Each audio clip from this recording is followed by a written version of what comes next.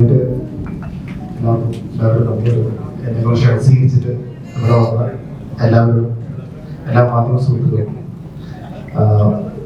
Nurse നാളെ റിലീസാവുകയാണ്. അപ്പോൾ ഇത് രാത്രി 7 മണിക്ക് ഒരു സോഫ്റ്റ് ലോഞ്ച് എന്ന രീതിയിൽ ഒരു പ്രീമിയർ ഷോ ആയിട്ട്. അപ്പോൾ ഒരു കൂടുതൽ കാര്യങ്ങൾ ചോദിക്കാം ഇതിലേക്ക് വിട്ടോ.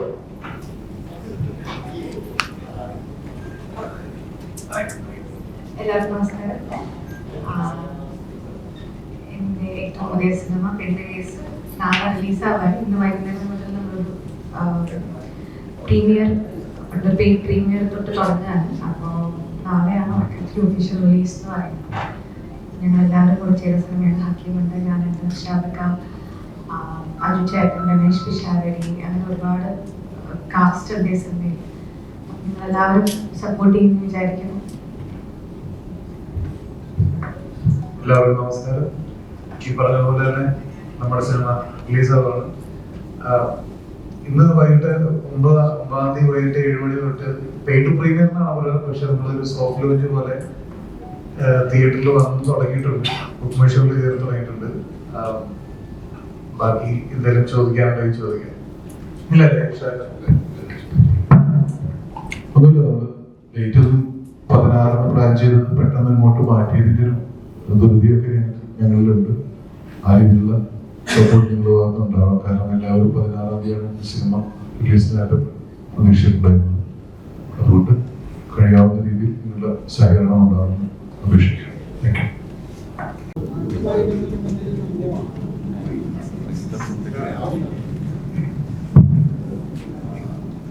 പെണ്ണേഴ്സ് നമ്മുടെ നാട്ടിലൊക്കെ സാധാരണ കേൾക്കുന്ന ആ ഒരു പെണ്ണേഴ്സ് അല്ല. പക്ഷെ ഒരു പെണ്ണ് പ്രതിയാകുമ്പോൾ എല്ലാ മാധ്യമങ്ങളും അല്ലെങ്കിൽ നാട്ടുകാരൊക്കെ ഉപയോഗിക്കുന്ന ഒരു വാക്കാണല്ലോ പെണ്ണ് കേസ്. പെണ്ണ് സ്ത്രീ ഒരു കേസ് പെട്ടുപോകുമ്പോൾ പറയുന്ന ഒരു പേര്. ആ രീതിയിലാണ് അത് ക്യാച്ച് ചെയ്ത് തോന്നി. അങ്ങനെയാണ് പെണ്ണ് കേസ് റിലീസ്.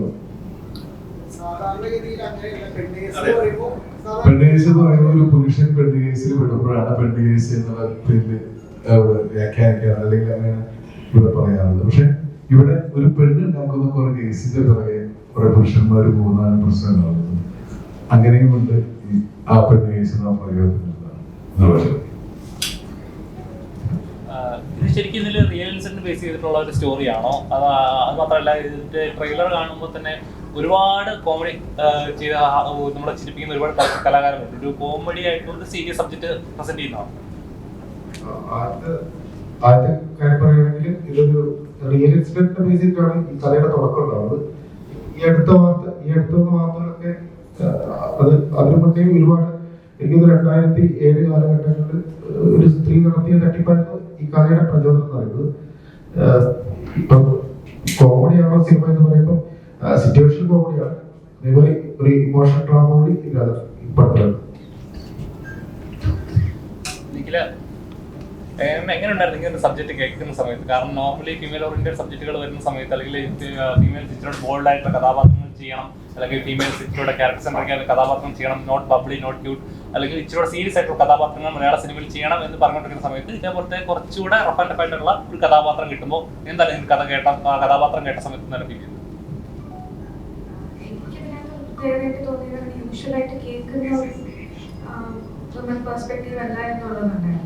അതാണ് എനിക്ക് ഇൻട്രസ്റ്റിംഗ് ആയിട്ട് തോന്നുന്ന കാര്യം. അതങ്ങനെ ആയിരിക്കും എനിക്ക്. നമ്മളെപ്പോഴും കാണുന്നത് പോലെ അങ്ങനെ ഭയങ്കര എന്താ പറയാ, സോഫ്റ്റ് ആയിട്ടുള്ള അങ്ങനത്തെ പെൺകുട്ടികളെ നമ്മൾ കാണുമ്പോൾ അങ്ങനെയല്ല, യൂഷ്വലി സിനിമകളിൽ വരുന്നത് പോലെ അല്ല എന്നുള്ളതായിരുന്നു എനിക്ക് ഇൻട്രസ്റ്റിംഗ് ആയിട്ടുണ്ടായിരുന്ന ഒരു കാര്യം. അതൊക്കെ ഇട്ടപ്പോൾ ഇൻട്രസ്റ്റിംഗ് ആയിരുന്നു. ത്രെഡ് തന്നെ വരുന്നു, നല്ല കുറെ കാസ്റ്റും പറയുന്ന ആൾക്കാരെ തന്നെയാണ് വിചാരിക്കുന്നത്. അതുപോലെ നോർമലി നമ്മൾ ഒരു ഇത് കാണുമ്പോൾ ഏകദേശം ഒരു സിനിമയുടെ ട്രെയിലർ കാണുമ്പോൾ നമ്മൾ ഏകദേശം ഒരു കാൽക്കുലേഷൻ ഉണ്ടാവും. അപ്പോൾ ഇങ്ങനെ ആയിരിക്കും, കഥ ഇങ്ങനെ ആയിരിക്കാം, അവസാനം ഇങ്ങനെ ആയിരിക്കാം, ഇന്ന കാരണങ്ങൾ കൊണ്ടാവാം പുള്ളിക്കാരി ഇന്ന കൊണ്ട് ചെയ്യുന്നത് എന്നൊക്കെ ഒരു കാൽക്കുലേഷൻ ഉണ്ടാവും. അപ്പൊ അതൊക്കെ ബ്രേക്ക് ചെയ്യുന്ന ഒരു ഇതായിരിക്കും, അതോ സ്ഥിരം പ്രെഡിക്റ്റബിൾ പ്രശ്നമാവും? അങ്ങനെയല്ല. എല്ലാ സിനിമകൾക്കും ഉള്ള പോലത്തെ കഥയൊക്കെ തന്നെയാണ്. വലിയ ഭയങ്കരമായിട്ട് മാറ്റേണ്ടതെന്ന് പറയാനില്ല. പക്ഷെ ഞാൻ പറഞ്ഞില്ലേ, എന്നെ സംബന്ധിച്ച് എനിക്ക് ഇൻട്രസ്റ്റിംഗ് ആയിട്ട് തോന്നിയത് ഈ ഒരു ഫാക്ടറാണ്. നമ്മൾ യൂഷ്വലി കാണുന്ന ഒരു വുമൺ പെർസ്പെക്റ്റീവ് കഥയല്ല എന്നുള്ളതായിരുന്നു എനിക്ക് ഇൻട്രസ്റ്റിംഗ് ആയിട്ട് തോന്നിയത്. പിന്നെ അത് മാത്രമല്ല, ഒരു ഫീമെയിൽ സെൻട്രിക് സിനിമ എന്ന് പറയുന്നതിലും ഇത് ഈ കേസിൽ പെട്ടുപോകുന്ന ആണുങ്ങൾക്ക് എല്ലാവർക്കും ഒരു സ്റ്റോറി ഉണ്ട് എന്ന് പറയുന്നത് ഇൻട്രസ്റ്റിംഗ് ആയിരുന്നു എന്നുള്ളത്. എങ്ങനെയുണ്ടായിരുന്നു ഇങ്ങനത്തെ സബ്ജക്ട് കേൾക്കുന്ന സമയത്ത്? കാരണം എല്ലാവരും നമ്മൾ പലപ്പോഴും ഒരു സബ്ജക്ട് ഇങ്ങനെ സിനിമകൾ ഇറങ്ങുന്ന സമയത്ത് എല്ലാവരും പറയുന്നുണ്ടോ നമുക്കും പറയാനുള്ള കുറെ കഥകളുണ്ട് എന്ന് പറഞ്ഞിട്ട് അതൊക്കെ അങ്ങനത്തെ ഇങ്ങനെ സിനിമകൾ വരണം എന്നൊക്കെ പറഞ്ഞ സമയത്ത് ഇതേപോലെ സിനിമ ഇറങ്ങുവാണ്. അപ്പൊ എങ്ങനെയുണ്ടായിരുന്നു ഇങ്ങനെ കഥ കേട്ട സമയത്ത്, അല്ലെങ്കിൽ ഇത് സിനിമയാകാൻ പോകുമ്പോൾ കഥാപാത്രം എങ്ങനെ ഉണ്ടായിരുന്നു? എന്റെ ക്യാരക്ടറാണ് ഇതിനകത്ത് ഈ നീല ഉണ്ടാക്കുന്ന ക്യാരക്ടറിന്റെ കേസ് എല്ലാം അന്വേഷിച്ച് അതിന്റെ സത്യം എന്താണെന്ന് കണ്ടെത്തുന്നത്. ബാക്കി പറഞ്ഞ പോലെ ഫെബ്രുവരിയോട് ഇതൊരു ഒരു വർഷം മുന്നേ പറഞ്ഞിട്ടുണ്ടായിരുന്നു. അപ്പോൾ അന്ന് മുതൽ ഞാൻ ഭയങ്കര എക്സൈറ്റഡ് ആണ്.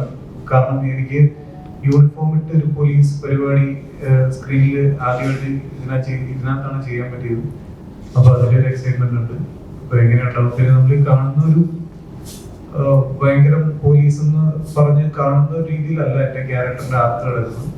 പുള്ളി ഒരു അത്യാവശ്യം സൗമ്യനായ നല്ലവനായിട്ടുള്ള ഒരു പോലീസുകാരനാണ്, സത്യസന്ധനായിട്ടുള്ള ഒരു അന്വേഷണ ഉദ്യോഗസ്ഥനാണ്. അങ്ങനെ ഒരു ക്യാരക്ടറാണ്. അപ്പോൾ അതൊക്കെയാണ് എന്നെ ഭയങ്കരമായിട്ട് ഇതിനകത്ത് ചെയ്യണമെന്ന് എനിക്ക് തോന്നിയത്. ഇപ്പൊ ഇങ്ങനെ ഒരു സബ്ജക്ട് ഇറങ്ങുന്ന സമയത്ത് എന്തുകൊണ്ടോ റൈറ്റ് ടൈമിലാണ് ഇറങ്ങിക്കൊണ്ടിരിക്കുന്നത് എന്ന് വിശ്വസിക്കുന്നു. കാരണം എന്താണെന്ന് വെച്ച് കഴിഞ്ഞാൽ കഴിഞ്ഞ റീസെന്റ് ആയിട്ട് നടക്കുന്ന കുറെ ഇഷ്യൂസുകൾ നോക്കുമ്പോൾ ഈ പറഞ്ഞ പോലെ സൊസൈറ്റിയിൽ ആണുങ്ങൾ മാത്രമല്ല പെൺകുട്ടികളിലും അല്ല സ്ത്രീകളിലും ഇങ്ങനെ പ്രവണതകളുണ്ട്.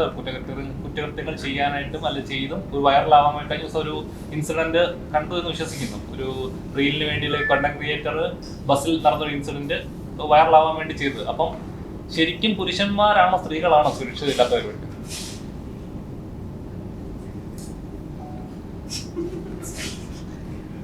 സ്ത്രീകളും പുരുഷന്മാരും സുരക്ഷിതരല്ലാന്ന് പറയാൻ പറ്റില്ല.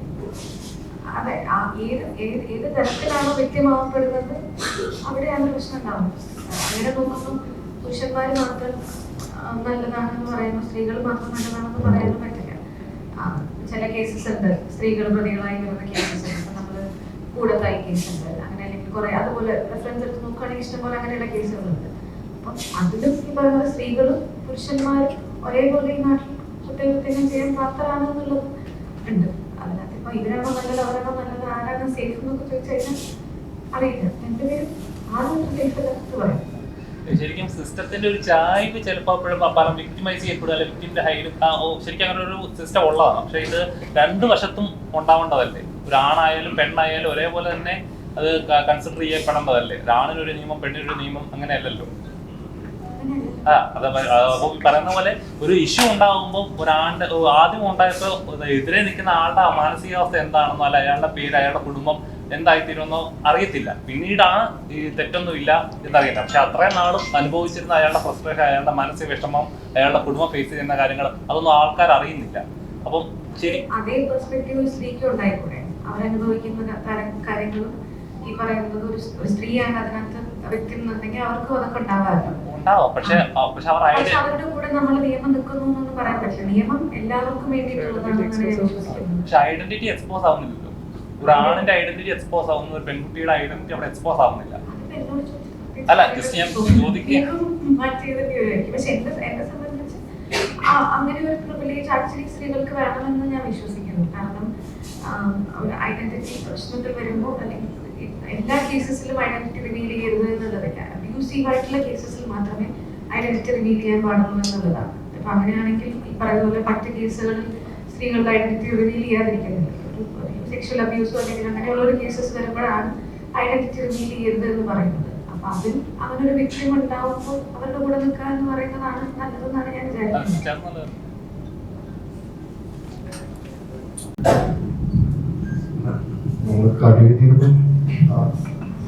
ഈ ഇപ്പം നിൽക്കുന്ന ആരാണ് ഏറ്റവും ബെറ്റർ എന്നാണ് തോന്നുന്നത്.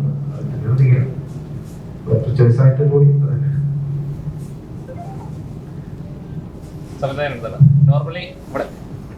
നോർമലി നമ്മളൊരു ഇപ്പൊ കഴിഞ്ഞിടയിൽ ആഭ്യന്തര കുറ്റവാളി എന്നൊരു സിനിമ ഇറങ്ങിയത് ആസിഫ് അലിയുടെ. അതിനകത്തൊരു കാര്യം പറയുന്നുണ്ട്. അതായത് ഏതൊരു വശത്തിന് രണ്ട് വശങ്ങളുണ്ട്. അപ്പം അത് ചർച്ച ചെയ്തൊരു കാര്യം കൂടിയായിരുന്നു. അല്ലെങ്കിൽ സൊസൈറ്റി അറിഞ്ഞിരിക്കേണ്ട ഒരു കാര്യങ്ങൾ. സിനിമ എന്ന് പറയുന്നത് പ്രൊട്ടക്ട് ചെയ്യാനായിട്ടുള്ള ആണ്. രണ്ട് വശങ്ങളും ഒരു പുരുഷനെ ശിക്ഷിക്കാൻ മാത്രമല്ല, സ്ത്രീയെ സംരക്ഷിക്കാൻ മാത്രമല്ല, പുരുഷനും സ്ത്രീയെ സംരക്ഷിക്കാനായിട്ടുള്ളതാണ് സിസ്റ്റം എന്നുള്ളൊരു ഇതുണ്ടായിരുന്നു. അപ്പം എന്താണ് ഇങ്ങനൊരു സബ്ജക്റ്റ് പ്രേക്ഷകരിലേക്ക് എത്തിക്കണം എന്നുള്ള ഇൻസ്പിറേഷൻ എന്തായിരുന്നു? അല്ല ഇത് എന്തും പറഞ്ഞു വെച്ചതിനെ കുറിച്ചിട്ട് ധാരണയുണ്ടോ? സിനിമ കണ്ടിട്ടില്ലല്ലോ? ഇല്ല. ഫ്രണ്ട് കേസ് എന്നുള്ള ടൈറ്റിൽ അറിയാം. ഒരു സ്ത്രീ ഒരു കുറെ പേര് ചർച്ച അല്ലെങ്കിൽ അങ്ങനെയൊക്കെ. അത് സിനിമ കണ്ട ശേഷമാണ് അതിന് കൃത്യമായി ഉത്തരം പറയാൻ കഴിയുമെന്ന് എനിക്ക് തോന്നുന്നത്. കുറിച്ചിട്ട് അങ്ങനെ കൃത്യമായിട്ടും ഒന്നുമില്ല. ഇന്ന സ്ത്രീപക്ഷത്ത് നിന്നിട്ടാണ് അല്ലെങ്കിൽ പുരുഷപക്ഷത്ത് നിന്നിട്ടാണ് ഈ സിനിമ പറയുന്നത്. അതാണ് നേരത്തെ പറഞ്ഞതിന്റെ ഉത്തരം. ഒരു പക്ഷം പിടിക്കുന്നതല്ല ഈ സിനിമ പറയുന്നത്. അതാണ് എന്റെ ചോദ്യം. എങ്കിൽ അതായത് ഇപ്പൊ കഴിഞ്ഞിടയിൽ റീസെന്റ് നടക്കുന്ന ചർച്ചകളാണ്. ഇപ്പൊ സ്ത്രീപക്ഷ സിനിമ, പുരുഷപക്ഷ സിനിമ, സ്ത്രീകളെ സബ്ജക്റ്റ് ആക്കി അല്ലെങ്കിൽ സ്ത്രീകളെ ചർച്ച ചെയ്യേണ്ട കാര്യങ്ങൾ, അങ്ങനെ കുറെ ഡിബേറ്റുകൾ നടക്കുന്നുണ്ട്. പക്ഷേ ഇങ്ങനെ പക്ഷങ്ങൾ ചേർത്തല്ലാതെ സിനിമ അല്ലെങ്കിൽ ഇന്ത്യൻ സിനിമ അല്ലെങ്കിൽ ഒരു സിനിമ എന്നൊരു ആർട്ട് ഫോമിലേക്ക് ആളുകൾ ചർച്ച ചെയ്യാതെ ഇങ്ങനെ രണ്ട് പക്ഷം എന്നൊക്കെ ആയിട്ടൊക്കെ ചിന്തിക്കുമ്പോൾ അത് ഒരു ആർട്ട് ഫോമിനെ തന്നെ എന്താ പറയുക രണ്ട് രീതി കാണുന്ന പോലെ തോന്നുന്നില്ലേ? സിനിമയാണെങ്കിൽ സിനിമ, സ്ത്രീപക്ഷാലും പുരുഷപക്ഷാലും സിനിമ എന്ന ലെവലിലേക്കല്ലേ ശരിക്കും പറഞ്ഞാൽ ചർച്ച ചെയ്യേണ്ടത്. അങ്ങനെ ചർച്ച ചെയ്യപ്പെടാത്തത് എന്തുകൊണ്ടായിരിക്കും? ഭൂരിപക്ഷം മാത്രം കേൾക്കുന്നു എന്നുള്ളൊരു പെർസ്പെക്റ്റീവ് ഉള്ളതുകൊണ്ടായിരിക്കും. അപ്പം ഒരു മെയിൽ ഡോമിനന്റ് ആയിട്ടുള്ള ഒരു ഇൻഡസ്ട്രിയിൽ ഫീമെയിൽ പെർസ്പെക്റ്റീവും കൂടെ കേൾക്കണം എന്ന് പറയുന്നതിന് നമ്മളത് ഈക്വലൈസ് ചെയ്യാന്നുള്ളതേ പറയുന്നുള്ളൂ. അതിന് ഇന്ന പക്ഷം പിടിക്കണം അല്ലെങ്കിൽ പുരുഷപക്ഷ സിനിമകളോട് ഉണ്ടാകരുതെന്ന് പറയുന്നില്ല. അങ്ങനെ നിങ്ങൾ പുരുഷപക്ഷ സിനിമകൾ ഉണ്ടാക്കുമ്പോൾ അതിൻ്റെ കൂടെ പാരലലി സ്ത്രീകളുടെ കൂടെ കേൾക്കണം എന്നുള്ളത് മാത്രമേ പറയുന്നുള്ളൂ. അല്ലാതെ ഒരു മെയിൽ ഇൻഡസ്ട്രി മാത്രം ഇവിടെ വർക്ക് ചെയ്യണം എന്നുള്ള രീതിയിലല്ല പറയുന്നത്. അത് ഈക്വൽ ആയിട്ടുള്ള സ്പേസ് ഉണ്ടാവണം എന്ന് പറയുന്നതിന് എനിക്കറിയാം നിങ്ങൾ കേൾക്കുന്നതിന്റെ പ്രശ്നമായിരിക്കാൻ തോന്നുന്നു. അല്ല, അത് മാത്രമല്ല. കാരണം വെച്ചാൽ ഇതിങ്ങനെ ചർച്ചകൾ നടന്ന സമയത്ത് സിനിമ എന്ന് പറയുമ്പോൾ നമ്മൾ ഈക്വൽ ആയിട്ട് എന്നെ കാണണ്ടേന്ന് പറയുമ്പോൾ നമ്മൾ രണ്ട് പക്ഷവും കേൾക്കണമല്ലോ. കാരണം ഒരു ഇൻഡസ്ട്രി മെയിൽ ഡോമിനന്റ് ആണ്. അപ്പൊ അവിടുന്ന് കുറച്ചും കൂടെ ഒരു ഇവരുടെ പെർസ്പെക്റ്റീവ് കൂടെ കേൾക്കണമെന്ന് സ്ത്രീകൾ ആവശ്യപ്പെടുന്നത് നമുക്ക് തെറ്റു പറയാൻ പറ്റില്ല. തെറ്റില്ല. പക്ഷെ അതേ അവര് തന്നെ പറയുന്നു. ഇപ്പൊ സ്ത്രീകൾ നോർമൽ അമ്മ കഥാപാത്രങ്ങൾ അല്ലെങ്കിൽ ഒരു കരച്ചിൽ കഥാപാത്രങ്ങൾ അല്ലെങ്കിൽ ഒരു കാമുകി കഥാപാത്രങ്ങൾ, അങ്ങനത്തെ ഒരു കഥാപാത്രങ്ങൾ പക്ഷെ 2025 അതൊക്കെ ബ്രേക്ക് ചെയ്ത് ഒരുപാട് കഥാപാത്രങ്ങൾ വന്നിട്ടുണ്ട്. അങ്ങനെയും കൂടെ വരുമ്പോഴാണ് അതൊരു സിനിമയായിട്ട് മാറുന്നത്. അല്ലെങ്കിൽ അത് ഏതെങ്കിലും ഒരു ആൾക്കാരെ മാത്രം പ്രീതിപ്പെടുത്തുന്ന സിനിമയായി എന്നില്ല എന്നുള്ളതായിരിക്കാം ചർച്ച എന്ന് എനിക്ക് തോന്നുന്നു. പക്ഷെ ഞാൻ പറഞ്ഞതെന്ന് വെച്ചാൽ അതായത് ഇപ്പൊ സ്ത്രീകൾ അത് ബ്രേക്ക് ചെയ്ത കഥാപാത്രങ്ങൾ ഒരുപാട് 2025 വന്നു. ഇപ്പോൾ ഒരു സ്ത്രീകൾ വയലൻസ് ആയിട്ടുള്ള കഥാപാത്രം ചെയ്യുമ്പോൾ തിയേറ്ററിൽ വിജയം ഉള്ള സിനിമകൾ ആസ്വദിക്കുന്ന പ്രേക്ഷകർ ആസ്വദിക്കുന്നുണ്ട് ആ സിനിമകൾ. പക്ഷേ ഒരു ഇതേ വിഭാഗം തന്നെ പറയുന്നത് എന്താണെന്ന് വെച്ച് കഴിഞ്ഞാൽ എന്തുകൊണ്ടാണ് സ്ത്രീകൾ ഇത്ര വയലൻസ് ഉള്ള കഥാപാത്രമാക്കുന്നത്, സ്ത്രീയെ എന്തിനിങ്ങനെ ആക്കുന്നു എന്ന് ചോദിക്കുന്ന ഒരു ഭാഗമുണ്ട്. അല്ലെങ്കിൽ ഇവരെ തന്നെ നമ്മൾ കേൾക്കുന്നതിന്റെ പ്രശ്നമാണ്. അങ്ങനെ വയലൻസ് ഉള്ള സ്ത്രീകൾ കാണിക്കരുത് എന്നുള്ളത് അവർ പറയുന്നതാണ്. നമ്മളത് ഇൻഫ്ലുവൻസ് ചെയ്യുന്നത് എങ്ങനെയാണ് സൊസൈറ്റിയിൽ എന്നുള്ളതായിരിക്കും കൺസിഡർ ചെയ്യുന്നത് ഞാൻ വിചാരിക്കുന്നു.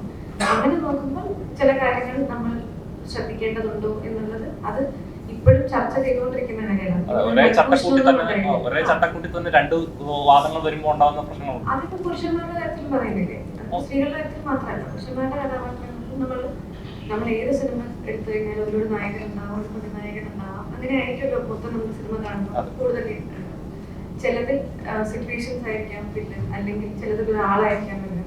അപ്പം എല്ലാവർക്കും അങ്ങനെയുള്ള പെർസ്പെക്റ്റീവുകൾ ഉണ്ട് എന്നുള്ളതായിരിക്കും പറയുന്നത്. എനിക്ക് അതിനകത്ത് നമ്മളത് കുറെ വർഷങ്ങളായി ചർച്ച ചെയ്യുകയും അതിനൊരു കൺക്ലൂഷൻ ഇല്ലാതിരിക്കുകയും ചെയ്യുന്ന ഒരു കാര്യമാണ്. എനിക്ക് എത്തിപ്പെടുമായിരിക്കും. കാരണം നമ്മളിപ്പോൾ ഒരുപാട് സിനിമ എന്നുള്ള രീതിയിൽ ഒരുപാട് മാറിക്കുന്നത് എത്തിപ്പെടുമായിരിക്കും വിശ്വസിക്കുന്നു. ഫസ്റ്റ് മൂവിയില് സാറിന് ഒരു സമുദായ സമൂഹത്തിലൊരു ഫസ്റ്റ് മൂവിക്ക് നല്ലൊരു ബാനർ ഇടണമെന്ന് പറഞ്ഞാൽ വലിയൊരു സംഭവമാണ്. പിന്നെ നോക്കുമ്പോൾ ഈ ഫോർ എൻ്റർടൈൻമെന്റ്സിന്റെ സി സ്റ്റുഡിയോസ് ഉണ്ട്. ഇത്തരം വലിയ ബ്രാൻഡുകൾ ഫസ്റ്റ് മൂവീസ് എങ്ങനെയാണ് അവിടെ കൺവിൻസ് ചെയ്ത്?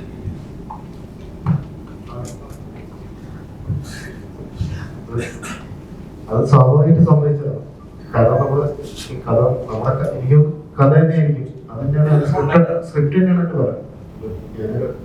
നമുക്കൊരു കഥ കുറച്ച് സ്ക്രിപ്റ്റ് കൊണ്ട് തന്നെയാണ്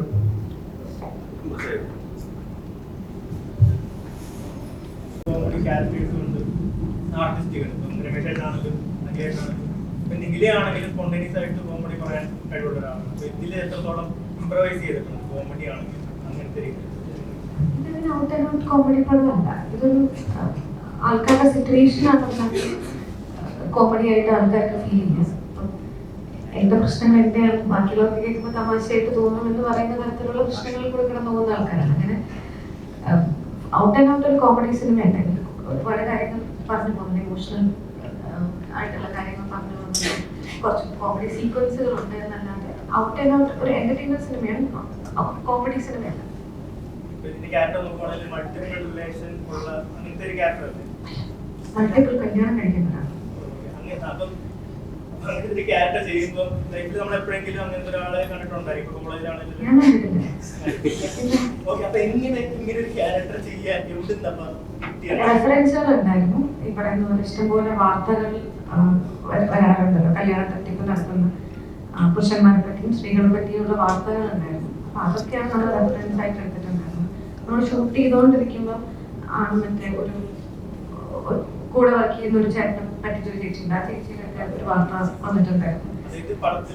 നമ്മുടെ യൂണിറ്റിലൊക്കെ വർക്ക് ചെയ്തുകൊണ്ടിരുന്ന ഒരാൾക്ക് ഇതേപോലത്തെ ഒരു എക്സ്പീരിയൻസ് ഉണ്ടായിട്ടുണ്ടായിരുന്നു. അപ്പൊ അത് വെച്ചിട്ട് അതൊരു റെഫറൻസ് ആയിരുന്നു. അതൊരു വാർത്ത വന്നപ്പോൾ അത് നമുക്കൊരു റെഫറൻസ് ആയിരുന്നു. അവര് ചെയ്തിരുന്ന കാര്യങ്ങളും അങ്ങനെ ഇവർ യൂഷ്വലായിട്ട് ഇവർക്കെല്ലാം ഒരു പാറ്റേൺ ഉണ്ടാവും. ആ പാറ്റേൺ ആണ് നമ്മൾ റെഫറൻസ് ആയിട്ട് എടുത്തത്. നമ്മൾ റിയൽ ലൈഫിൽ ഞാൻ അങ്ങനെ പറ്റിച്ചു പോകുന്നവരെയും കല്യാണം കഴിച്ച് പറ്റിച്ചു പോകുന്നവരെയും കണ്ടിട്ടില്ല. റിലേഷൻഷിപ്പിൽ ഇപ്പം നമുക്കത് പറ്റിച്ചു എന്ന് പറയാൻ പറ്റില്ലല്ലോ.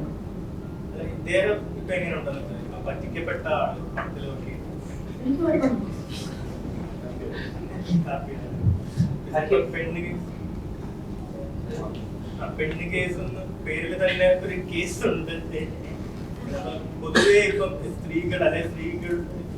സ്ത്രീകളെ മോശമായിട്ട് ചിത്രീകരിക്കുന്നു എന്ന് പറഞ്ഞ് കുറെ സംഘടനകൾക്ക് സിനിമയായി കഴിയുമ്പോൾ വരാറുണ്ട്. പക്ഷെ എല്ലാ പടങ്ങളും വരാറില്ല, കുറച്ച് പടങ്ങൾക്ക് മാത്രമേ വരാറുള്ളൂ.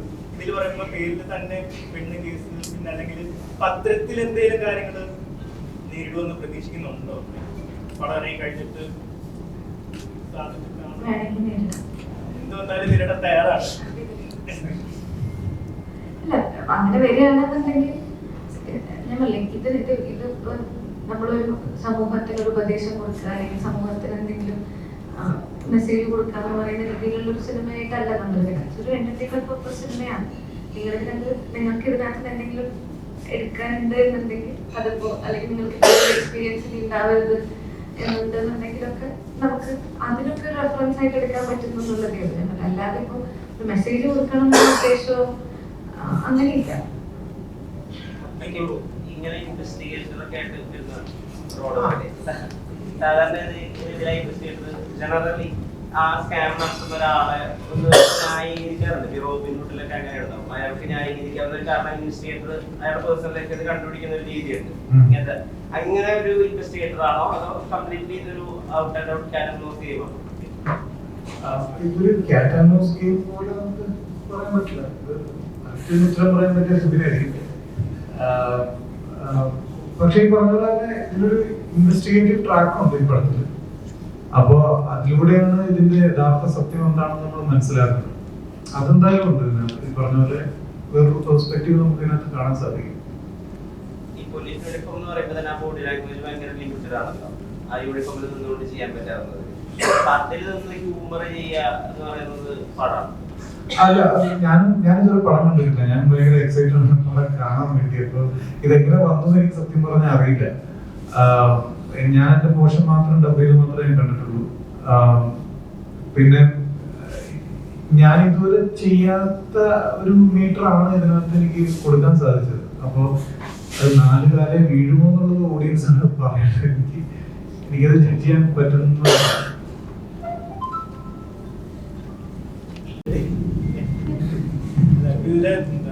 ഔട്ട്ലുക്കും ആ ഒരു പരിപാടി ഭയങ്കര ഇൻട്രസ്റ്റിംഗ് ആയിട്ട് തോന്നി. കാരണം ഇതുവരെ കാണാത്ത രീതിയിലുള്ള ഒരു മേക്കോവർ ആ ഒരു രീതിയിലാണ്. പ്രത്യേകിച്ച് എടുത്തു പറയേണ്ട ഒരു മീശയാണ്. ആദ്യത്തെ മീശയിലേക്കാണ് ശ്രദ്ധ പോയത്. അപ്പൊ എത്രത്തോളം ഇങ്ങനെ വെറൈറ്റി കൊണ്ടുവരാനെ കൊണ്ട് ട്രൈ ചെയ്തിട്ടുണ്ട്, അല്ലെങ്കിൽ റെഫറൻസിന് എടുത്ത് പറഞ്ഞ പോലെ എന്തെങ്കിലും എടുത്തിട്ടുണ്ട്?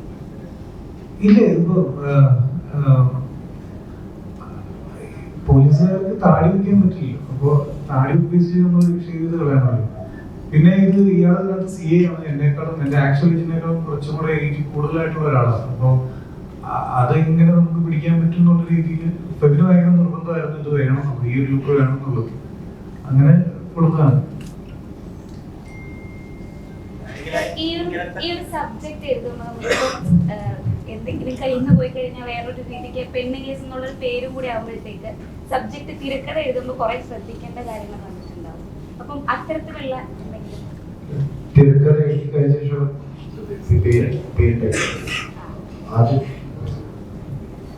എന്നാലും ആ ഒരു പ്രോസസ് എങ്ങനെയായിരുന്നു, സ്ക്രിപ്റ്റിംഗിന്റെ ഒരു പ്രോസസ്?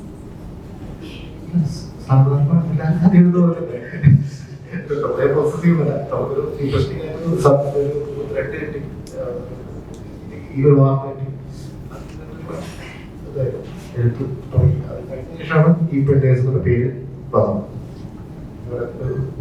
ആലോചനയ്ക്ക് കിട്ടിയത്.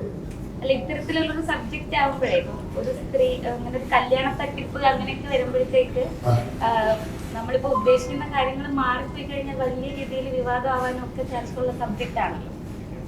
സത്യമായി അങ്ങനെയൊന്നും ആലോചിച്ചിട്ടില്ല. കോമഡി ട്രാക്കിലൂടെ പോവാണെങ്കിൽ നമ്മൾ എത്ര സീരിയസ് ആയിട്ടുള്ള സമൂഹത്തിലുള്ള അക്രമങ്ങളെല്ലാം അതെല്ലാം ഒരു കോമഡി ട്രാക്കിലൂടെ പോകുമ്പോൾ അതൊരു പ്രശ്നമാവില്ല എന്ന രീതിയിൽ അതുകൊണ്ടാണ് അല്പം കോമഡി ട്രാക്ക് ഉണ്ടെന്ന് പറഞ്ഞിരുന്നു. അതൊരു സേഫ് ആയതുകൊണ്ടാണ് അങ്ങനെ കോമഡി ട്രാക്ക്.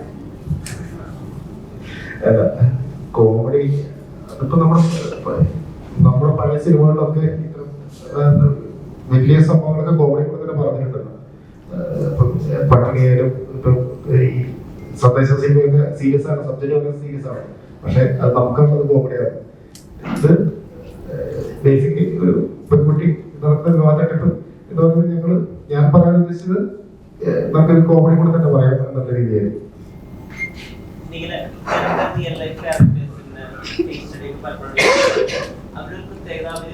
പല കല്യാണങ്ങളും പല സ്ഥലത്താണ് അവർ കഴിക്കുന്നതെങ്കിൽ അത് ഫിസിക്കലി എല്ലാ സ്ഥലത്തും പ്രസന്റ് ആവാൻ പറ്റുന്ന ഇമോഷണലി എപ്പോഴും അവൈലബിൾ ആയിരിക്കും അങ്ങനത്തെ ആളുകൾ. അതായത് ഒപ്പമുള്ള പാർട്ട്ണറിന് അവരുടെ ഒരു മീറ്ററിനനുസരിച്ച് അവർ അവൈലബിൾ ആയിരിക്കുന്നതാണ്. അതായത് ദേഷ്യക്കാരുടെ അടുത്താണെങ്കിൽ കുറച്ച് സോഫ്റ്റ് ആയിട്ടുള്ള ആളുകളുണ്ടെങ്കിൽ അതിനെ കുറച്ച് കമാൻഡ് ചെയ്യുന്ന രീതിയിൽ ഇവരിങ്ങനെ ക്യാരക്ടർ ട്രാൻസ്ഫോം ചെയ്തുകൊണ്ടിരിക്കുന്നുണ്ട്. അങ്ങനെ അതൊരു ടോൺ ആർട്ടിസ്റ്റ് ചെയ്യാനുള്ള രീതിയിലാണ് കേട്ടിട്ടുള്ളത്. ഈ ക്യാരക്ടർ അങ്ങനെ ഒരു കേട്ടിട്ടുണ്ടോ? ഈ ക്യാരക്ടർ എന്ന് പറയുന്നത് പലർക്കും പല മെത്തേഡുകളാണ്. ഇത് ബേസിക്കലി കല്യാണം കഴിക്കാൻ പറ്റിക്കുക, കല്യാണം കഴിയുന്നത് വരെ കൂടെ നിൽക്കുക, കല്യാണം കഴിയുന്നത് എന്ന് പറയുന്നത് പോലെ ആണ്. അതിലേക്കുള്ള ട്രാക്ക് ഉണ്ട്. പക്ഷെ ചില കേസസിൽ കല്യാണം കഴിച്ചിട്ട് കുറച്ച് ദിവസമൊക്കെ നിന്നിട്ട് പോകുന്ന ആൾക്കാരുണ്ട്, മാസങ്ങൾ കഴിഞ്ഞ് പോകുന്ന ആൾക്കാരുണ്ട്. അങ്ങനെ പലർക്കും പല പ്രിഫറൻസ് ആണെന്ന് തോന്നുന്നു, പലർക്കും പല കേസ് സ്റ്റഡിയാണെന്ന് തോന്നുന്നു. പക്ഷെ ഇതിലിപ്പോ കല്യാണം കഴിയുന്നത് വരെയുള്ള സമയമാണ് നല്ലതാണ്. അതിൽ ഈ പറയുന്ന പോലെ പലതരത്തിലുള്ള ഇമോഷൻസിലൂടെ പലതരം ആൾക്കാരെ ഡീൽ ചെയ്യുന്നത് കൊണ്ട് അങ്ങനെ പലതരത്തിൽ ഫോൺ ചെയ്യാന്ന് പറയുന്നുണ്ട്.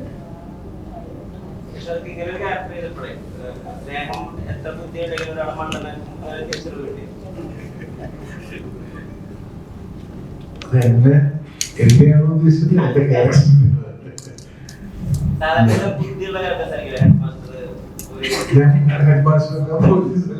ഞാനൊരു പൊളിറ്റീഷ്യനാണ്. പൊളിറ്റീഷ്യന്റെ ജീവിതത്തിൽ കേസൊക്കെ ഉണ്ടായി കഴിഞ്ഞാൽ ഉണ്ടാവുന്ന കാര്യങ്ങളൊക്കെ നിങ്ങൾക്ക് അറിയാവുന്നതാണല്ലോ. അപ്പൊ അയാളുടെ രാഷ്ട്രീയ ഭാവി അതോടെ തകരുന്നതാണ്. അപ്പൊ അതിന്റെ ഒരു സങ്കടങ്ങളൊക്കെ ഉണ്ട്, അതിലൂടെ കടന്നു പോകുന്നുണ്ട്. കെയർ ചെയ്യുന്നുണ്ടോ ഉണ്ടോ ഇയാൾക്ക് ഉണ്ടാവുന്നതാണ്. ഇയാൾക്ക് ഉണ്ടാവുന്ന പ്രശ്നമല്ലല്ലോ, ഇയാൾക്ക് ഉണ്ടാവുന്ന ഒരു പെണ്ണ് കേസാണ്. ഇപ്പൊ സമൂഹത്തിൽ ഇപ്പൊ നടക്കുന്ന കാര്യമില്ല, അതായത് യാതൊരു ബന്ധമില്ല.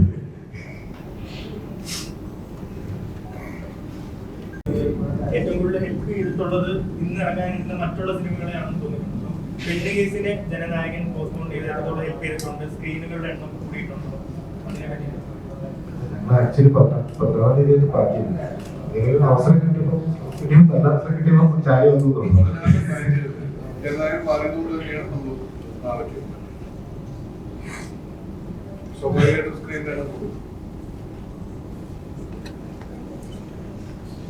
ഒരുപാട് ആളുകളെ സ്നേഹിക്കുകയും കല്യാണം കഴിക്കുകയും ചെയ്തു. സ്നേഹിക്കുന്നൊന്നും അറിയില്ല, ഇതിലേതൊരു കഥാപാത്രങ്ങളോടും ഇഷ്ടം തോന്നുന്നു? ഇതിലെ കഥാപാത്രം ഏതെങ്കിലും കഥാപാത്രം സിമ്പതിയോ അദ്ദേഹത്തെ വിട്ട് പോകണ്ടെന്ന് തോന്നുന്നു? അങ്ങനെ സിറ്റുവേഷൻ ഉണ്ട്? സിനിമ കണ്ടറിയാം. നമ്മളിപ്പം ഈ സിനിമയെ പറ്റി കൂടുതൽ പിന്നെ പറയുന്നതൊക്കെ സിനിമയുടെ കഥയുമായി ബന്ധപ്പെട്ടുള്ളതുകൊണ്ട് തന്നെ അങ്ങനെ ഒരുപാട് റിവീൽ ചെയ്യാൻ ബുദ്ധിമുട്ടാണ്. അതുകൊണ്ടാണ് സിനിമ കാണുമ്പോൾ അറിയാം അവർക്ക് എങ്ങനെയാണ് ആൾക്കാരോടുള്ള അറ്റാച്ച്മെന്റ് എന്നുള്ളതൊക്കെ. എങ്കില ഒരു ക്യാരക്ടർ നമ്മൾ കേൾക്കുന്ന സമയത്ത് ഇപ്പൊ നോർമലി എല്ലാവർക്കും പറയാറുള്ളതാണ് ഒരു ഏതൊരു ക്യാരക്ടറിന് ഒരു ബാക്ക് സ്റ്റോറി ഉണ്ടാവും. ഇപ്പോൾ ഒരാൾ ഒരു സീരിയൽ കില്ലിംഗ് ആണ്, ഒരാൾ എന്തിനാണ് കൊല്ലുന്നതെന്ന് വെച്ച് കഴിഞ്ഞാൽ കൊല്ലാൻ വേണ്ടി കൊല്ലു എന്നുണ്ട്, അല്ലെങ്കിൽ ഇന്ന കാരണം കൊണ്ട് കൊല്ലാം എന്നൊരു ഇതുണ്ട്. അല്ലെങ്കിൽ ഒരു റീസൺ ഒരു ക്യാരക്ടറിന് ഉണ്ടായിരിക്കണം എന്ന് നിർബന്ധമില്ല എന്ന് ചില ക്യാരക്ടേഴ്സിന് നിർബന്ധമുണ്ട്. നിഖിലയുടെ പെർസ്പെക്റ്റീവിൽ ഒരു കഥാപാത്രം കിട്ടുവാണെങ്കിൽ കഥാപാത്രത്തിന് ഒരു ബാക്ക് സ്റ്റോറി ഉണ്ടാവും ചെയ്യണമെന്നാണോ, അല്ലെങ്കിൽ അതിന്റെ ഫ്ലോയിൽ പോവാൻ എനിക്ക് തോന്നി അങ്ങനെ ചെയ്യുന്നു, അങ്ങനെ ഒരു മോഡാണോ? ഇപ്പൊ എനിക്ക് അങ്ങനെ ബാക്ക് സ്റ്റോറി ഇല്ല. ഇപ്പൊ നമ്മൾ ചെയ്യുന്ന ക്യാരക്ടേഴ്സിന് എല്ലാ സിനിമകളിലേക്കും എടുത്ത് നോക്കുമ്പോൾ ചിലത് ഹീറോ പെർസ്പെക്റ്റീവിൽ പറയുന്ന സിനിമകളാണെന്നുണ്ടെങ്കിൽ ചിലപ്പോൾ നമ്മളുടെ ബാക്ക് സ്റ്റോറി ഒന്നും ഉണ്ടാവില്ല. അപ്പൊ അങ്ങനെയുള്ള സമയത്ത് നമ്മൾ റൈറ്റേഴ്സിന്റെ അടുത്തോ ഡയറക്ടേഴ്സിന്റെ അടുത്തോ അങ്ങനെ എന്തെങ്കിലും ഉണ്ടോ എന്ന് ചോദിക്കും. അവരുടെ അതിപ്പം സിനിമയിൽ ഉണ്ടാവണമെന്നില്ല, ബിഹൈൻഡ് ദ സീൻ നമ്മളത് മനസ്സിലാക്കിയിട്ട് ആണ് ചെയ്യാൻ ശ്രമിക്കാറ്. അപ്പം സിനിമയിൽ ഇപ്പൊ ഞാൻ എല്ലാം കാണിക്കാനുള്ള അവസ്ഥ ഇല്ലാന്നുണ്ടെങ്കിൽ പറയാൻ പറ്റില്ല എന്നുള്ളതുണ്ട്. ചിലത് നമുക്ക് ബാക്ക് സ്റ്റോറി അതിന് ഇമ്പോർട്ടന്റ് ആണ് എന്ന് തോന്നുന്ന സിനിമകളിൽ അങ്ങനെ ക്യാരക്ടറിന് അത് പറയുന്നില്ല എന്നുണ്ടെങ്കിൽ ചിലപ്പോൾ അത് ചെയ്യാണ്ടിരിക്കാറുണ്ട്. ശരിക്കും സിനിമകളുടെ സ്വാതന്ത്ര്യം കുറയുന്നതായിട്ട് ഫീൽ ചെയ്യുന്നുണ്ട് എപ്പോഴും. കാരണം എന്താണെന്ന് വെച്ചാൽ ഇപ്പം പണ്ടത്തെ പോലെ ഒരു സിനിമ ഒരു ചെയ്യുവാണെങ്കിൽ തന്നെ ഇപ്പൊ ഒരു കഥാപാത്രത്തിന് പേര് പോലും സൂക്ഷിച്ച് നോക്കി കണ്ടുവിടുക എന്നുള്ളത് ഒരു റൈറ്ററുടെ സ്വാതന്ത്ര്യമാണ്, ഒരു ഡയറക്ടറുടെ സ്വാതന്ത്ര്യമാണ്. എന്റെ കഥാപാത്രം എങ്ങനെയായിരിക്കണം, അത് എന്താണ് അയാളുടെ പേര്, അയാളുടെ സ്വഭാവം എന്താണെന്ന് തീരുമാനിക്കുന്നത് അവരുടെ വ്യക്തിപരമായ അവരുടെ സ്വാതന്ത്ര്യമാണത്. പക്ഷെ അത് മൂന്നാമതൊരാൾ എവിടെയോ ഇരുന്നിട്ട് കൺട്രോൾ ചെയ്ത് കഴിയുന്നത് ശരിക്കും പറഞ്ഞാൽ ഒരു സിസ്റ്റത്തെ തന്നെ വെല്ലുവിളിക്കുന്നതിന് തുല്യമാണ്. ശരിക്കും ആ ഒരു സ്വാതന്ത്ര്യം സിനിമയ്ക്ക് നഷ്ടപ്പെടുന്നതായിട്ട് ഫീൽ ചെയ്യുന്നുണ്ടോ?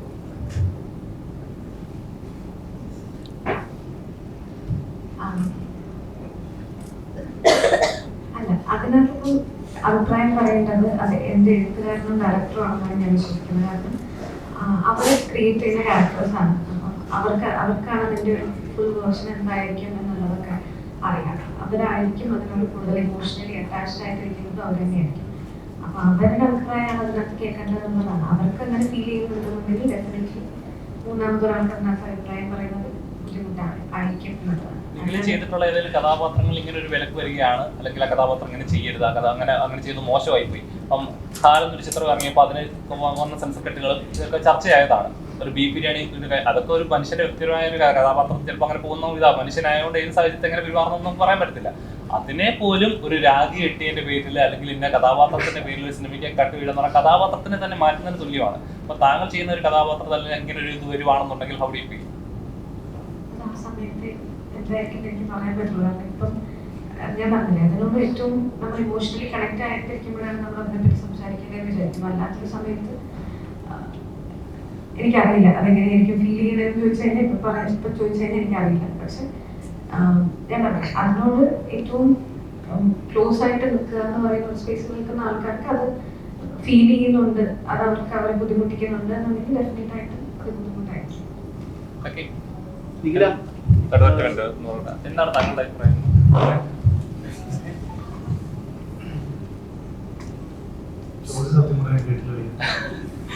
അതായത് ഇപ്പൊ ഒരു സിനിമ എന്ന് പറയുമ്പോൾ ഒരു റൈറ്റർ ഡയറക്ടറുടെ സ്വാതന്ത്ര്യമാണ്. അതിന്റെ കഥാപാത്രങ്ങൾ എങ്ങനെയാണ്, അതിന്റെ കഥ എങ്ങനെയാണ്, അതിന്റെ സിറ്റുവേഷൻസ് എന്താണ്, ആ കഥാപാത്രങ്ങൾ ഏതൊക്കെ സാഹചര്യങ്ങൾ പോകണം എന്നൊക്കെ ഉള്ളത് അവരുടെ സ്വാതന്ത്ര്യമാണ്.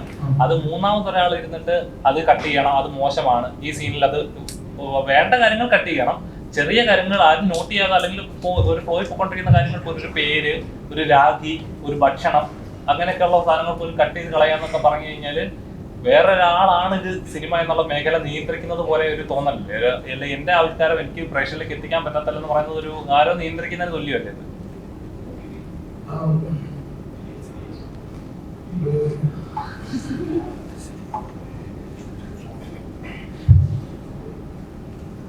ഇപ്പൊ ഞാൻ ചെയ്തൊരു പടം മനുഷ്യ എന്നാണ് പടത്തിന്റെ പേര്. വെട്രിമാനാണ് അതിന്റെ പ്രൊഡ്യൂസർ. അപ്പൊ അതിപ്പോഴും സെൻസർ ഇഷ്യൂ ആയിട്ട് ഇരിക്കുകയാണ്. അപ്പൊ അതിനകത്ത് അവര് പറഞ്ഞത് എനിക്ക് പറയാൻ പറ്റുന്ന കാര്യമാണ് പറയുന്നത്. അപ്പൊ അതിനകത്ത് അവർ പറഞ്ഞ 64 കട്ട് വേണം എന്ന് ആദ്യം പറഞ്ഞു. പിന്നെ അവര് കോർട്ടിൽ ചാലഞ്ച് ചെയ്തു. അത് കഴിഞ്ഞ് 34 14 10 അങ്ങനെ ബാക്ക് ആൻഡ് ഫോർത്ത് ഒരുപാട് പ്രാവശ്യം കോടതി കയറി ഇറങ്ങി. അവസാനം ജഡ്ജി പടം കാണാൻ തോന്നുന്നു. ജഡ്ജി പടം കണ്ടു അത് കുഴപ്പമൊന്നുമില്ല, ചെറുതായിട്ട് 2 കട്ട് മതി. സോ ബേസിക്കലി ഒരു സെൻസർ ബോർഡ് ഉണ്ടാവുമല്ലോ. സെൻസർ ബോർഡ് പറയുന്ന സ്ഥലത്ത് വേണം. അവർക്ക് കുറെ മാനദണ്ഡങ്ങൾ ഉണ്ടാകും അവര് നോക്കേണ്ടത്. പറയുകയാണെന്നുണ്ടെങ്കിൽ ഹെൽമെറ്റ് വെച്ച് വണ്ടി ഓടിച്ച്, ഹെൽമെറ്റ് വെക്കാതെ വണ്ടി ഓടിച്ച് അതിന്റെ അടിയിൽ സ്റ്റാറ്റ്യൂട്ടറി വാണിംഗ് ഉണ്ടോ, അങ്ങനെ ഇതൊക്കെ റെഫറൻസിന് തരുന്ന പ്രശ്നങ്ങളുണ്ട്. അത് അവർ ചെയ്യുന്ന അവരുടെ ജോലിയായിരിക്കും, അല്ലാതെ അവർ പേഴ്സണലി എനിക്ക് തോന്നുന്നില്ല അങ്ങനെ എന്തെങ്കിലും ഒരു സിനിമയോടോ ഒരു പ്രത്യേക സമുദായത്തോടോ പ്രശ്നം അങ്ങനൊന്നും ആയിട്ട് എനിക്ക് തോന്നുന്നില്ല. അവർക്ക് കൊടുത്തിട്ടുണ്ടായിരിക്കും ഇന്ന ഫോമാറ്റ് ചെക്ക് ചെയ്യണം എന്നുള്ളത്. എപ്പോഴും തോന്നിയിട്ടുണ്ടോ റീസെന്റ് ഇഷ്യൂസ് ചേർക്കുമ്പോൾ ഒരു പ്രത്യേക സമുദായത്തെയോ പാർട്ടിയെ സംബന്ധിച്ചാണ് ഇത് നടക്കുന്നതെന്നൊരു തോന്നലെങ്കിലും? ഇത് പണ്ട് തൊട്ടേ ഉണ്ട്. പണ്ട് ഇപ്പൊ ഒരു പ്രത്യേക പാർട്ടി വന്നിട്ടുള്ളതല്ല. അന്ന് അവരുടെ അജണ്ടാസ് ഉണ്ട്, ഇവരുടെ അജണ്ടാസ് ഒക്കെ ഉണ്ടാവും. അതിപ്പോ നമുക്കൊന്നും ചെയ്യാനില്ല. എന്റെ അഭിപ്രായത്തില് മൂവി മേക്കിംഗ് ഭയങ്കര അൺഅപ്പോളജറ്റിക്കൽ ആയിരിക്കണം എന്നെനിക്ക് തോന്നുന്നുണ്ട്. മൂവി മേക്കിംഗ്, സിനിമ പറയലും അങ്ങനെ ഒരു മൂവി മേക്കിംഗ് ഉണ്ടെങ്കിൽ ഭയങ്കര രസമാണ്. പറയാൻ പറ്റുന്ന, കാണിക്കാൻ പറ്റുന്ന വിഷ്വൽസും എല്ലാ തരത്തിലുള്ളതും അത് ഭയങ്കര രസമാണ്. അങ്ങനത്തെ സിനിമകൾ കാണാൻ അങ്ങനത്തെ ഓഡിയൻസ് ഉണ്ടാവുന്നത് ഭയങ്കര രസമാണ്. അതുകൊണ്ട്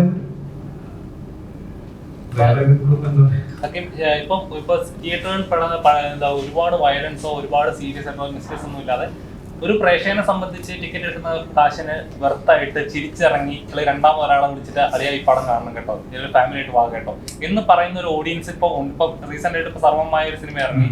ഇപ്പോൾ പ്രേക്ഷകർ അത്രയും ഹൗസ്ഫുൾ ആയിട്ട് തിയേറ്ററിൽ ഓടിക്കൊണ്ടിരിക്കുന്നു. അപ്പോൾ തിയേറ്ററിൽ നിന്ന് സന്തോഷത്തോടെ ഇറങ്ങി വരുന്ന സിനിമകളും ഉണ്ട്, ഭയങ്കര സീരിയസ് ആയിട്ട് അല്ല ആ ഓറെ തന്നെ നിന്ന് അയ്യോ എന്നൊരു മൂഡിൽ ഇറങ്ങുന്ന സിനിമകളും ഉണ്ട്. അപ്പൊ പെണ്ണ് കേസ് എങ്ങനെയുള്ള ഒരു റിസൾട്ട് ആയിരിക്കും പ്രേക്ഷകന് നൽകാനായിരിക്കും? അല്ലെ ഒരു ഭയങ്കര സീരിയസ് ആയിട്ട് ചർച്ച ചെയ്യപ്പെടേണ്ട ഈ സബ്ജക്റ്റും അറിയേണ്ടതാണ്, അറിഞ്ഞിരിക്കേണ്ടതാണ് എന്നൊരു മൂഡായിരിക്കും, അല്ലെങ്കിൽ ഒരു ഹാപ്പി മൂഡിൽ ഇടന്ന് വന്ന് ഫണ്ണായിട്ട് കണ്ടുപോകാം എന്ന് പറയുന്ന ടൈപ്പ് ഒരു മോഡൽ? ബേസിക്കലി ഞാനൊരു എന്താ പറയുക ഭയങ്കര വയലൻസിന്റെ സിനിമകളുടെ ഫാനല്ല.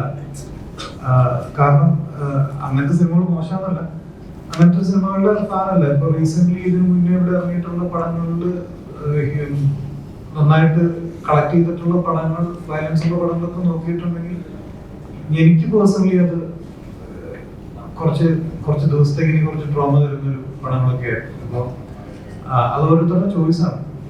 അത് കാണാൻ ആഗ്രഹമുള്ള ആൾക്കാർ ഇവിടെ ഉണ്ട്. ഈ സിനിമ തീർച്ചയായിട്ടും ഈ പറഞ്ഞ പോലെ തന്നെ ഒരു ലൈറ്റ് ഹാർട്ടഡ് ആയിട്ടിരുന്ന് കണ്ട് ചിരിച്ച് കണ്ട് സന്തോഷിച്ച് ഇറങ്ങി പോകാൻ പറ്റുന്ന, സന്തോഷം ഇൻ ദ സെൻസ് എന്റർടൈൻമെന്റ് ആണ്. അല്ലാതെ നേരത്തെ പറഞ്ഞ പോലെ ഫുള്ള് കോമഡി മൂവി അല്ല. അല്ലെങ്കിൽ ഈ പറഞ്ഞ പോലെ തന്നെ ഇതിനകത്ത് വേറെ പല പല ഇമോഷൻസിലൂടെ കടന്നു പോകുന്ന ഒരു സിനിമയാണ്. ഒരു ഇൻവെസ്റ്റിഗേറ്റീവ് ട്രാക്ക് ഉണ്ട്, ഇമോഷൻസ് പറയുന്നുണ്ട്, നല്ല രീതിയിൽ ഡ്രാമയുണ്ട്. അപ്പോൾ ബാക്കിയെല്ലാം പറഞ്ഞ പോലെ എല്ലാം സിറ്റുവേഷൻ ആണ്. കോമഡി പറയാൻ വേണ്ടിയിട്ട് കൗണ്ടർ അടിച്ച് അങ്ങനത്തെ ഒന്നുമില്ല ഇതിനകത്ത്. ഓരോരുത്തരുടെ അവസ്ഥയാണ്. നേരത്തെ പറഞ്ഞ പോലെ ഈ പറ്റിക്കപ്പെട്ട ഭർത്താക്കന്മാരുടെ അവസ്ഥ നമുക്ക് കാണുമ്പോൾ ഭയങ്കര തമാശയായിട്ട് പോകും. അപ്പൊ അങ്ങനെ ഒരു സിറ്റുവേഷനിലൂടെ കടന്നു പോകുന്ന സിനിമയാണ്. അപ്പൊ എന്തായാലും നേരത്തെ പറഞ്ഞ വയലൻസ് മൂവി കണ്ട് ഇറങ്ങി വരുന്ന ഒരു മൂടായിരിക്കില്ലേ പടം കണ്ടിറങ്ങി വരും.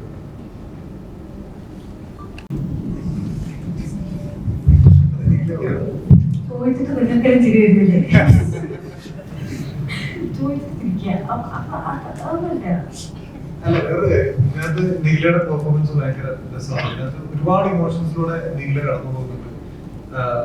ഈ പറഞ്ഞ പോലെ ഒരു ആദ്യം ഒരു കളിയായിട്ട് തോന്നുന്ന, അതുപോലെ തന്നെ വേറെ ഭയങ്കര ഡെപ്തുള്ള ഇമോഷൻസിലൂടെ നീലയുടെ ക്യാരക്ടർ കടന്നു പോകുന്നുണ്ട്.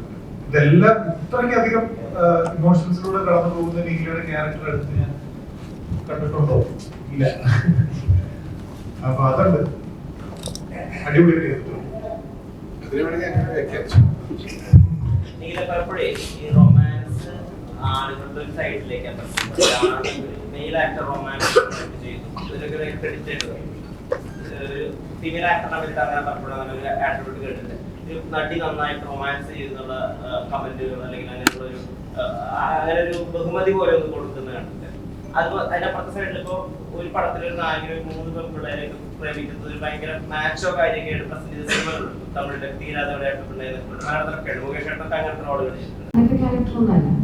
പക്ഷെ പറഞ്ഞില്ലേ അതിന് നമ്മൾ കല്യാണം കഴിച്ച് പറ്റിക്കുന്നു എന്നുള്ളത് തന്നെയാണ് പറയുന്നത്. അല്ലാതെ കല്യാണം കഴിച്ച് മറ്റേ നന്നായി ജീവിച്ചിട്ട് പിന്നെ എന്തായി പോയി അങ്ങനെ കല്യാണം കഴിച്ച് പറ്റിക്കുക എന്ന് പറയുന്നതാണ്. ഇന്നലെ ഞാൻ ഏതോ ഇന്റർവ്യൂവിന്റെ ഇത് കേട്ടിനെ കണ്ടു. അതായത് അത് ഇതൊക്കെ ഒരു തൊഴിലാണെന്നാണ് പറയുന്നത്. അതൊരു തൊഴിലായിട്ട് ചെയ്യുന്ന ആൾക്കാരുണ്ട്. കള്ളൻ എന്ന് പറയുന്നത് ഒരു മോഷണം എന്ന് പറയുന്നത് അവർക്ക് തൊഴിലാണ്. നമ്മളതിന് അതൊക്കെ ഒരു തൊഴിലാണെന്ന് വെച്ചാൽ അതും തൊഴിലാണ്. നിങ്ങൾ ചെയ്യുന്ന കാര്യം തൊഴിലാണ്. ഓൺലൈൻ മീഡിയ പറയുന്നത് അവർ തൊഴിലായിട്ടാണ് ചെയ്യുന്നത്.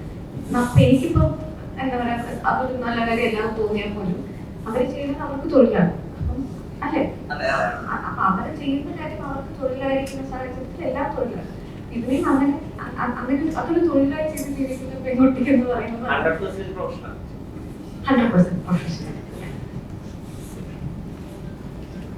കല്യാണം കഴിക്കുന്നതാണ് കല്യാണിക്കുന്നത്. ആരും വെച്ചത്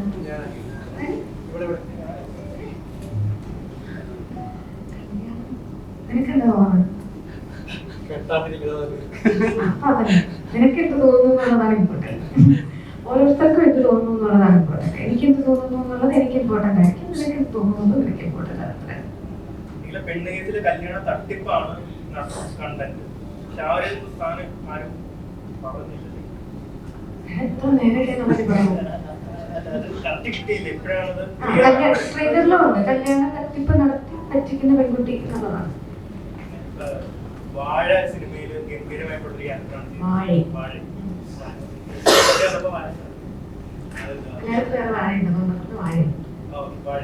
ഗംഭീരമായിട്ടുള്ള റോളായിരുന്നു. അതിനുശേഷം ഒരുപാട് പേര് എക്സ്പെക്ട് ചെയ്യുന്നുണ്ട് തമിഴിലാണ്. നിഖില എങ്ങനത്തെ ക്യാരക്ടറാണ് പ്രതീക്ഷിക്കുന്നത്? അതായത് വാഴയിലെ പോലത്തെ ഗ്രൗണ്ടഡ് ആയിട്ടുള്ള അല്ലെങ്കിൽ ക്യാരക്ടറിസ്റ്റിക് ആയിട്ടുള്ള അങ്ങനത്തെ ക്യാരക്ടറാണോ അല്ലെങ്കിൽ കൊമേഴ്ഷ്യൽ പടങ്ങളാണോ പ്രതീക്ഷിക്കുന്നത്? ഇത്തരത്തിലുള്ള ക്യാരക്ടറാണ് ഇനി നമുക്ക് അതർ ലാംഗ്വേജ്, തമിഴ് മാത്രമല്ല മറ്റു അതർ ലാംഗ്വേജിൽ പോകുമ്പോൾ നിഖില എങ്ങനത്തെയാണ്? അങ്ങനെയല്ല. അപ്പൊ അതല്ല, ഇപ്പൊ ഞാൻ തമിഴാണ് മലയാളം കഴിഞ്ഞാൽ ചെയ്യുന്ന ലാംഗ്വേജ് എന്ന് പറയുന്നത്. തമിഴിൽ എനിക്കിങ്ങനെ ഭയങ്കര റഷല്ല, ഒരുപാട് സിനിമകൾ ചെയ്യണം എന്നുള്ളതായിരുന്നു. ഭയങ്കര നല്ല രസമുള്ള ക്യാരക്ടേഴ്സ് വരുമ്പോൾ ചെയ്യാന്നുള്ളതുണ്ട്. മലയാളത്തിൽ സിനിമകൾ ചെയ്യുന്നത് കൊണ്ട് തന്നെ അങ്ങനെ അവിടെ ചൂസ് ചെയ്യാനുള്ള ഓപ്ഷൻ കിട്ടുന്നുണ്ട്. അതുകൊണ്ട് അവിടെ നിന്ന് വരുന്ന ക്യാരക്ടേഴ്സിൽ നല്ലതാണ്, ആൾക്കാർക്ക് ഇഷ്ടപ്പെടുമെന്ന് തോന്നുന്ന ക്യാരക്ടേഴ്സാണ് ചെയ്യുക. ഇപ്പൊ വാഴ എന്ന് പറയുന്ന സിനിമയിൽ എല്ലാവർക്കും ഇഷ്ടപ്പെടുന്നത് പോലത്തെ ഒരു ക്യാരക്ടർ ആയതുകൊണ്ടാണ് അതിന് അപ്രിസിയേഷൻ വരുന്നത്. മറ്റേതിലൊക്കെ ചിലപ്പോൾ എന്തെങ്കിലും നിങ്ങൾക്ക് ഇഷ്ടപ്പെടാത്തൊരു എന്തെങ്കിലും ഒരു കാര്യം ഉണ്ടാവാന്നുള്ളതുകൊണ്ട് അല്ലെങ്കിൽ ഇതുപോലത്തെ പെൺകുട്ടികൾ ഉണ്ടാവുമോ എന്നുള്ളതൊക്കെ തോന്നാം. ചിലപ്പോൾ കേസിലാണെങ്കിലും ചിലപ്പോൾ അങ്ങനെ നിങ്ങൾക്ക് നെഗറ്റീവായിട്ട് തോന്നാം എന്നുള്ളതുകൊണ്ട് ചിലപ്പോൾ അങ്ങനെ അഭിപ്രായങ്ങൾ വരാൻ സാധ്യത. പക്ഷെ ഞാൻ പറഞ്ഞു, ഇതിനെ സംബന്ധിച്ച് പലതരത്തിലുള്ള ആൾക്കാർ ജീവിക്കുന്ന ഒരു സമൂഹമാണ്. നല്ലത് മാത്രം കാണിച്ചാൽ അല്ല, എല്ലാ ഇതും നമ്മൾ അറിയണം എന്നുള്ളതിന്റെ ഒരു ഇതാണ് എനിക്ക് തോന്നിയത്. അതാണ് എനിക്ക് എക്സൈറ്റിംഗ് ആയിട്ട് തോന്നിയത്. ഇതിൽ എന്താണ് പുതിയതായിട്ടെന്ന് ചോദിച്ചാൽ കല്യാണത്തിൽ നടക്കുന്ന ഒരു പെൺകുട്ടിയുടെ കഥ നമ്മൾ കേട്ടിട്ടില്ല. മുന്നേ നല്ലതാണ്, എനിക്ക് എക്സൈറ്റിംഗ് ആയിട്ട് തോന്നിയത്.